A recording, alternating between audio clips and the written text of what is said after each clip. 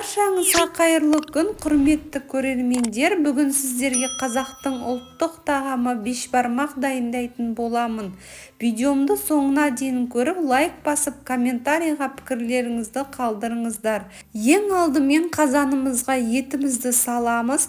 Менде жылқының сүрленген еті, қазысы да сүрленген тұзды ет. Сол үшін тамағымызға тұз қоспаймыз. Таза суымызды құйып, қайнатып аламыз. Бірінші кезекте қатты отта қайнатамыз. Қазанның басында тұрамыз. Қатты қайнап кетпеу керек. Міндетті түрде көбігін аласыздар. Көбігі тасып кетсе, етіңіз қатты болып піседі. Сол үшін көбікті тасытпай, қазанымыздың басында тұрып, көбігін алып аламыз. Көбігін алып алғаннан соң жай отта қайнатамыз 3 сағат. Ақырын пісу керек, етіміз жұмсақ болып. Мен көбікті 2 рет аламын. Себебі сорпамыз тып-тынық, мөлдір, әдемі болу үшін.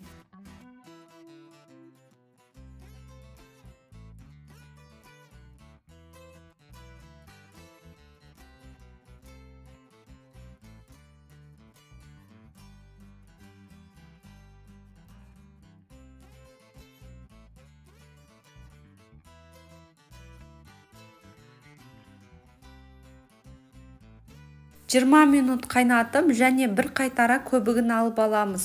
Сонда сорпамыз тып-тынық болады. Сіздер де солай жасап көріңіздер. Менің рецептерім сіздерге ұнаса, достарыңызбен бөлісіп қойыңыздар. Мен өте қуанышты боламын. Видеомды соңына дейін көріңіздер. Бешбармақтың түрлі тәсілдерін үйретемін. Қазымызды шпажкамен кесіп қоямыз. Сонда ауа кіреді, қазымыз жарылып кетпейді. Ең төмен отта қайнатамыз 1,5 сағат. 1,5 сағат өткеннен соң қараңыздар, сорпамыз майы шығып, әдемі сорпа болды. Енді сорпамызды таза ыдысымызға сүзіп аламыз. Бұл қамыр үйлеуге, сонда қамырымыз өте дәмді болып шығады. Етіміз піскенше қамырымызды дайындап аламыз. Сорпамызды суытып аламыз және бір қайтара сүзгіштен өткіземіз. Сонда сорпамыз тып-тынық болады. Қамырымыз әдемі иленеді. Жақсылап сүзгіштен өткізіп алғаннан соң бір жұмыртқамызды салып, ожаудың көмегімен жақсылап бір келкі қылып араластырып аламыз.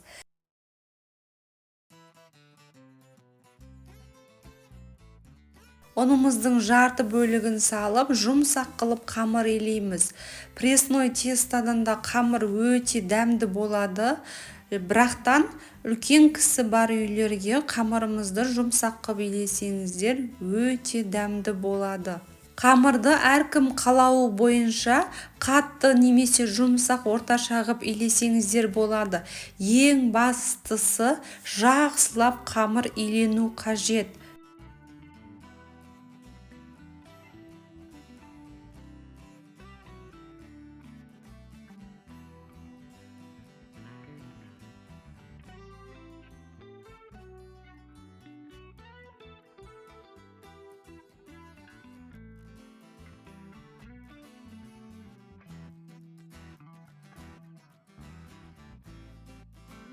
Қамырды осылай бейнедегідей тып-тынық жылтыр қылып илеп алыңыздар. Сонда қамырыңыз өте әдемі жайылады. Енді қамырды 20 минутқа тындырып қоямыз.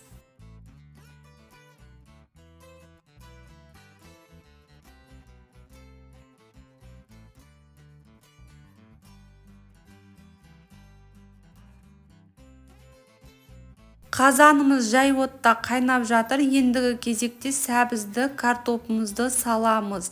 Картоптың сәбіздің мөлшерін азайтып көбейтсеңіздер болады. Сарымсағымызды салып, және жай отта қайнатамыз. Ендігі кезекте тұздық жасайтын боламыз. Тұздыққа бір пиязымызды дөңгелекше етіп турап аламыз.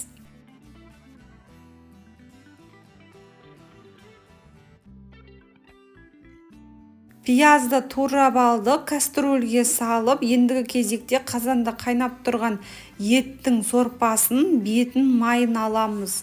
Етіміз бір қалыпты әдемі болып қайнап жатыр.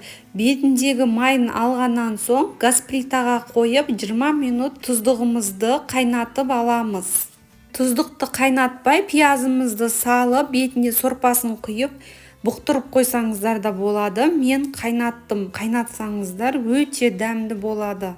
Қамырымыз дайын болды. Ендігі кезекте дөңгелекше етіп жайып аламыз.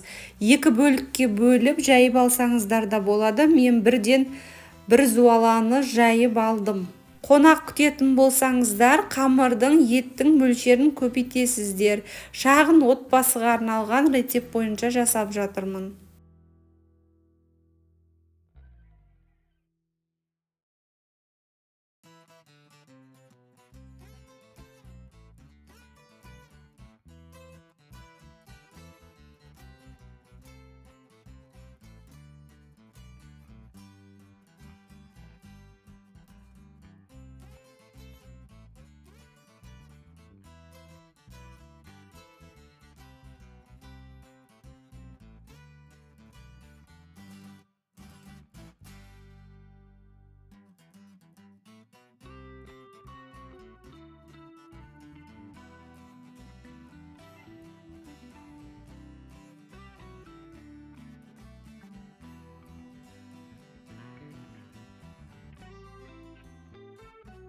Қамырымызды жайып алдық. Мен жұқа етіп жайып алдым.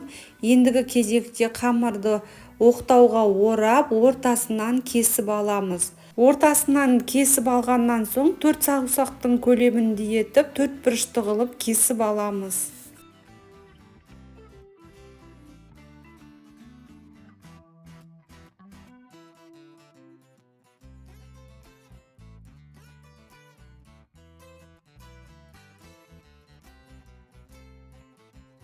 Қолымызбен 4 саусағымызды қойып, осылай бейнедегідей кесіп аламыз. Бір келкі болып шығады.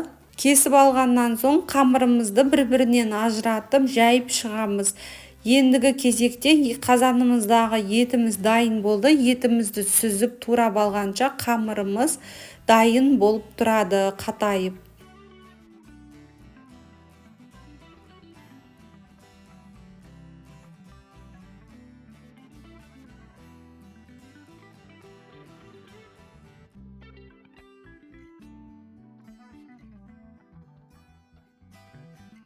Үш сағат өткеннен соң қазандағы етіміз пісті, әдемі болып, жұмсақ болып.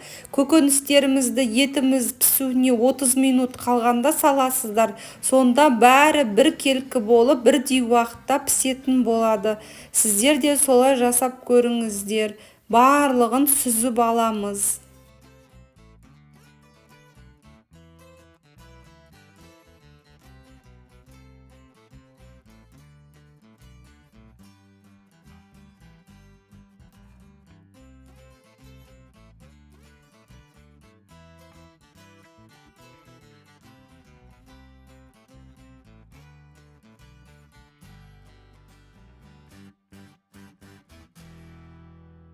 Етімізді сүзіп алдық. Сорпамызды да сүзгіштен сүзіп аламыз. Сонда сорпамыз тынық болады. Сорпамызды қайнатамыз. Қамыр салып алу үшін жақсылап қайнатып аламыз. Ендігі кезекте қазымызды барлығын бір келкі қылып турап аламыз. Сүрленген тұзды қазы ет болғандықтан сорпаға тұз салмадым. Қамыр салатын кезде 1 чайный ложка салсаңыздар болады.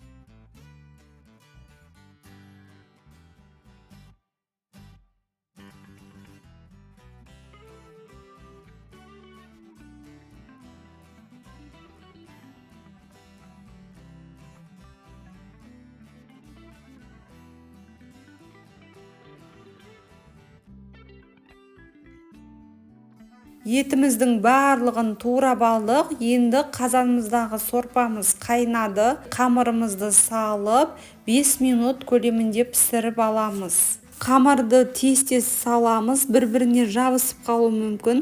Арасында бір партиясын салғаннан кейін қозғап, және тез-тез салып, бетін жауып, қайнатып аламыз қатты отта.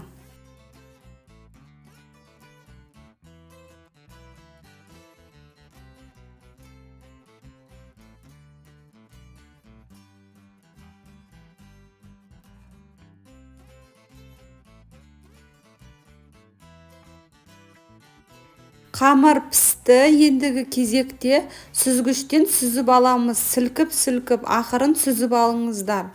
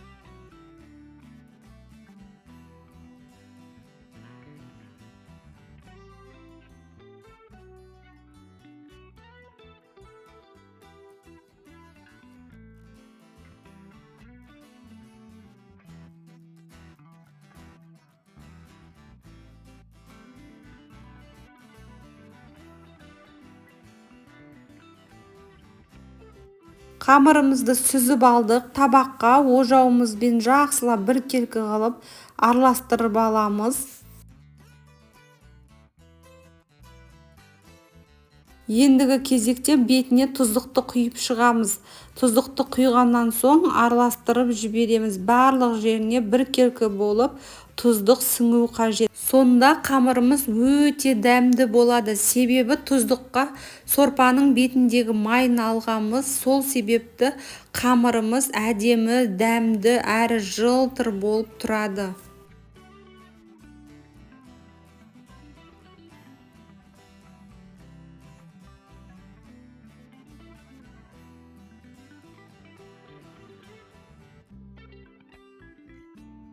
Ендігі кезекте дайындап турап алған көкөністерімізді, етімізді орналастырып шығамыз рет-ретімен. Сіздер де осы рецепт бойынша жасап көріңіздер. Барлық рецепт описание бөлімінде. Тіркелмегендеріңіз тіркеліп алыңыздар.